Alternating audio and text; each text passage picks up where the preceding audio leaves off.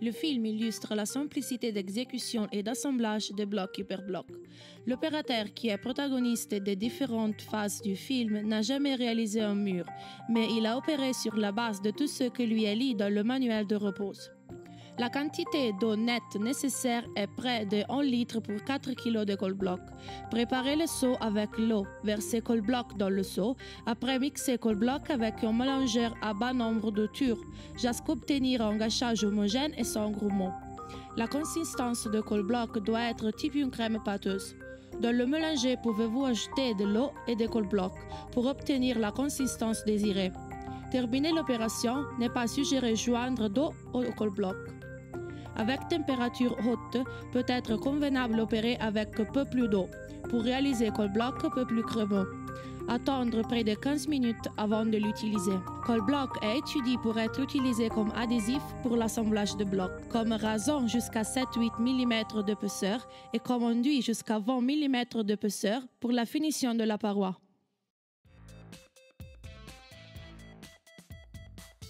Normalement, le plan de construction de départ se présente avec dénivellation et inégalités diverses.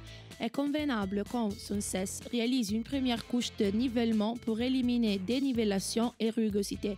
Falloir utiliser mortier bâtard ou col-bloc.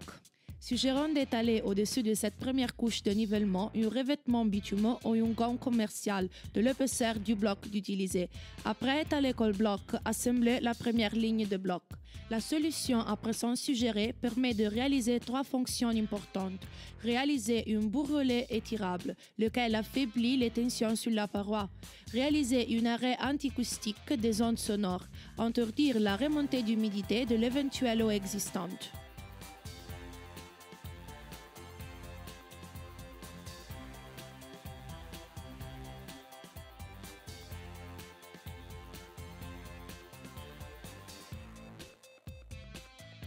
Est suggéré d'éloigner le bloc du pilier. En général, est suffisant de laisser en ligne de séparation près d'1 centimètre.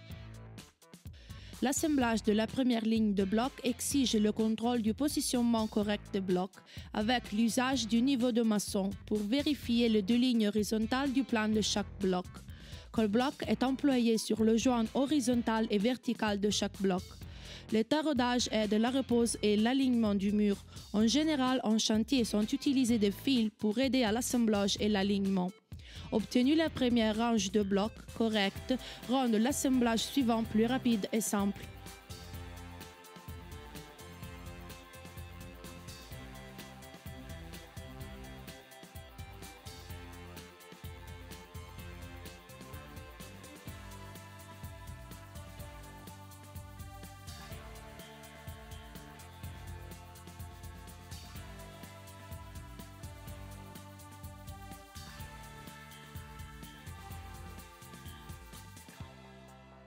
La maniabilité du bloc est similaire à celle du bois.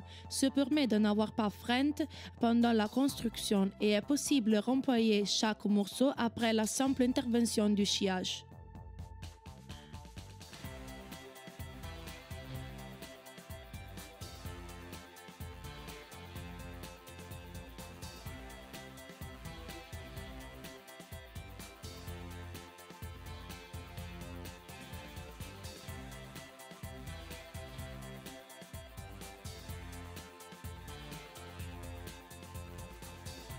Est bonne règle de l'art de construire la paroi en décalant les lignes d'assemblage verticales parmi les blocs. Conseillons d'appliquer une épaisseur de col-bloc pas inférieure à 8 mm. Aussi est garantie l'absorption de petites éventuelles incohérences entre le bloc et surtout on obtient un joint uniformément réparti dans l'entière paroi et permet l'absorbance des éventuelles dilatations thermiques et ou tassements qui peuvent se provoquer pendant la vie technique de la paroi. Après avoir posé le bloc, est suffisant de le positionner en le faisant glisser grâce à la moelleux de col-bloc. Le moultenant mâle-femelle aide à la correcte couplage et rend rapide l'assemblage. Après avoir posé le bloc, n'éloignez pas le bloc de l'adhésif. Ne positionnez pas le nouveau bloc sur l'adhésif desséché à la surface. Si cela advient, n'est pas garanti le correct assemblage. Peut être convenable de mastiquer les joints parmi le bloc. En chantier, c'est été réalisé avant de préparer le finissage de la paroi.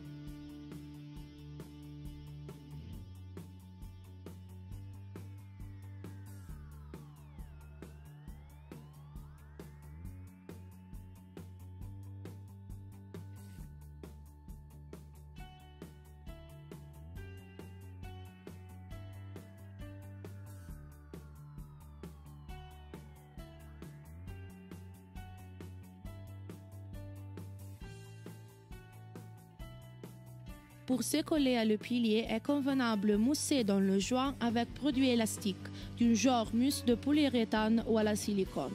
Également, suggérons la réalisation des joints techniques de mousser pour se couler à poudre plancher mur préexistante.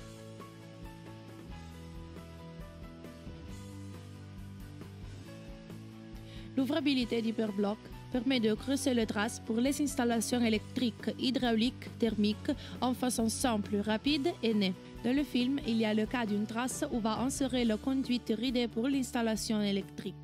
L'ouvrier se sort d'une ranureuse manuelle, mais en chantier peut être utilisé une freineuse commerciale. La trace est réalisée avec la taille nécessaire et la paroi reste intacte. La trace produit très peu de résidus. Car Hyperblock n'a pas de plâtre et a peu de ciment, le résidu est une poudre naturelle de chaux et sable. La clôture de la trace est très simple.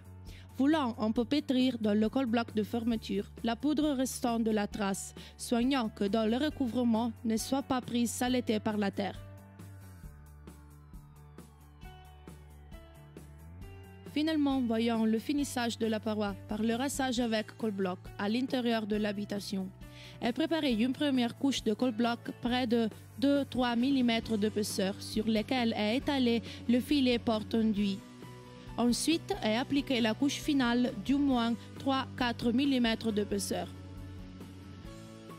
Dans le cas de finissage pour l'extérieur, l'épaisseur suggérée est au moins de 12 mm en total, avec 2 couches, avant le filet porte-enduit et depuis.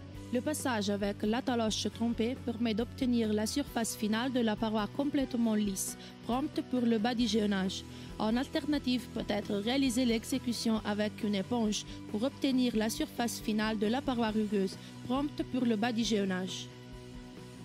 Pour tous autres renseignements, consultez le manuel de repose dans le site www.hyperblock.net ou contactez notre bureau technique.